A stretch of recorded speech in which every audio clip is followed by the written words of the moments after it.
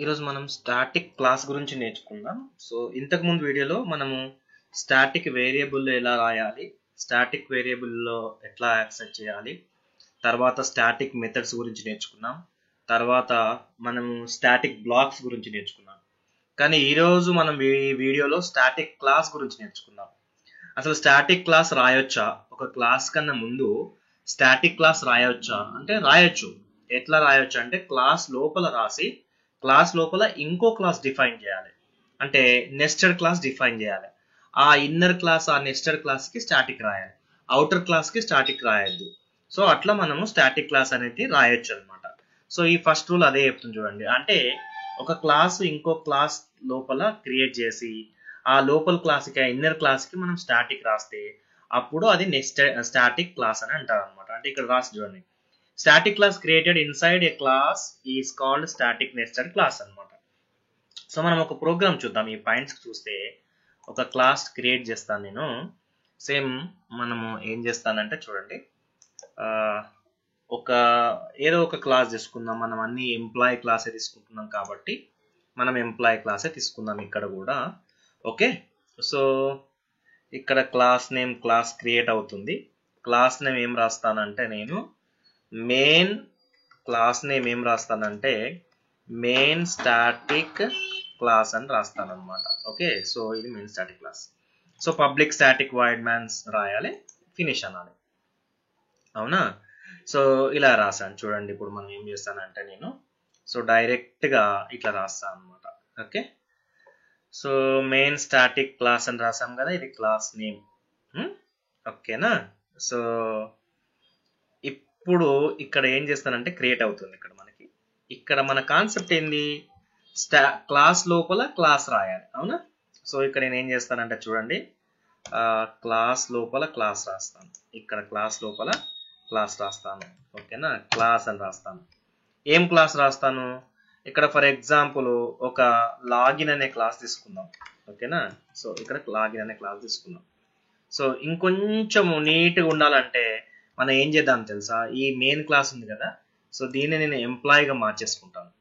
So ఓకేనా? So రీఫ్యాక్టర్ చేసుకుంటే మనకు అర్థం కావడానికి ఒక ఎంప్లాయీ లాగిన్ ఎలా అవుతాడు అనేది మనము కొంచెం చూస్తే ఇక్కడ సో క్లాస్ నేమ్ అలా రాయకన్నా ఇలా రాసామనుకోండి, మనకు కూడా కొంచెం అర్థమయ్యడానికి ఒక యూస్ఫుల్ ఉంటుంది అనమాట. ఓకేనా? సో ఇప్పుడు ఇక్కడ రాసేస్తాను చూడండి, ఎంప్లాయీ వచ్చింది. అంటే ఒక ఎంప్లాయీ లాగిన్ ఎలా చేయాలి.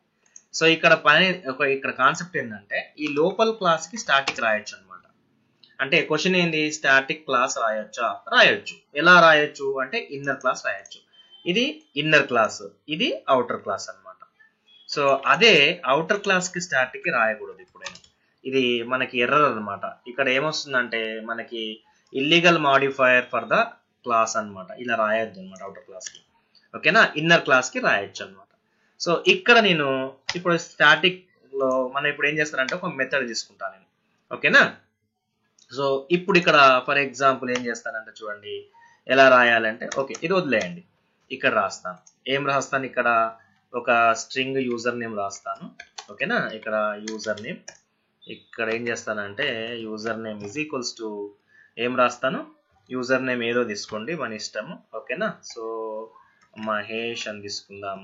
ఓకేనా? So string okay, so password అనేది ఇక్కడ password is equals to okay, so ఇక్కడ జావా అని రాస్తాను అనమాట. ఇక్కడ ఇలా తీసుకుంటాను.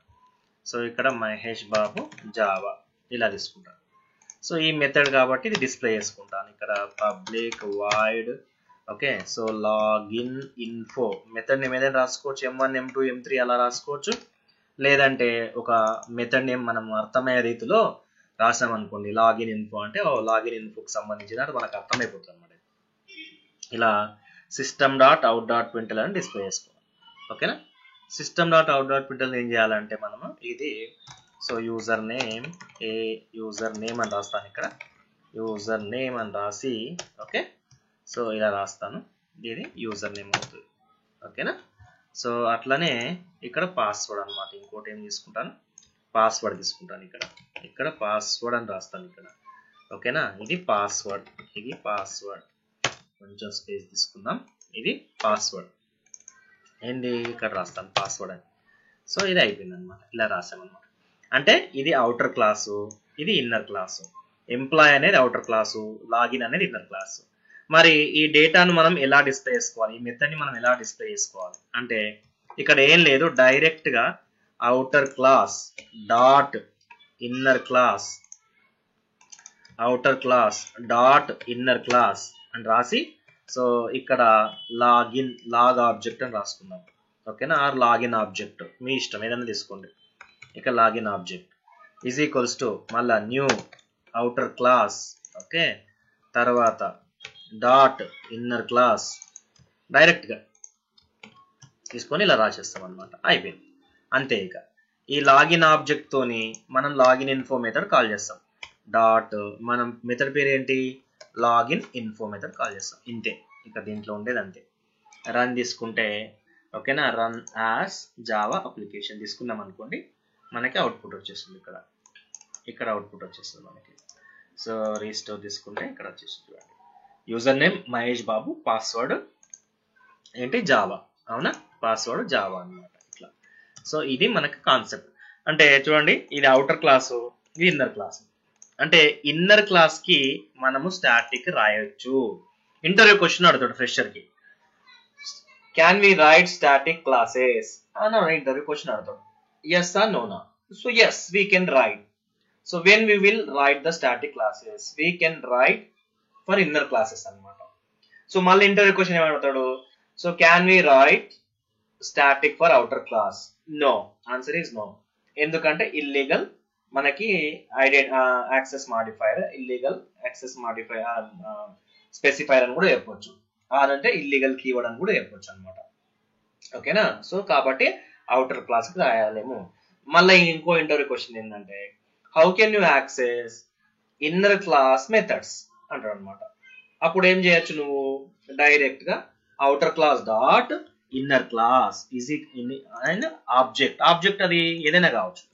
Okay, reference is equals to new outer class dot inner class అని రాసి ఈ రిఫరెన్స్ తోని ఇన్నర్ క్లాస్ మెథడ్ ని కాల్ చేయొచ్చు. సో ఇది మనకి ఏంటి, ఇది మనకి స్టాటిక్. ఓకే, సో హారిజంటల్ తీసుకుందాం ఇక్కడ, restore. Okay, restore already run అయింది కదా, ఇది రన్ అయింది కాబట్టి వదిలేద్దాం. సో మనం ఇంకోసారి రన్ చేసుకుందామా, రన్ చేద్దాం ఒకసారి. సో జావా అప్లికేషన్ మళ్ళీ ఫైనల్ ఒకసారి అవుట్పుట్ చూద్దాం. ఓకేనా, సో ఇది Mahesh Babu Java, user name Mahesh Babu, password అనేది జావా అన్నమాట. ఇట్లా అవుట్పుట్ వస్తుంది. ఇది మనకి స్టాటిక్ క్లాస్ యొక్క use. So thank you for watching, ధన్యవాదాలు.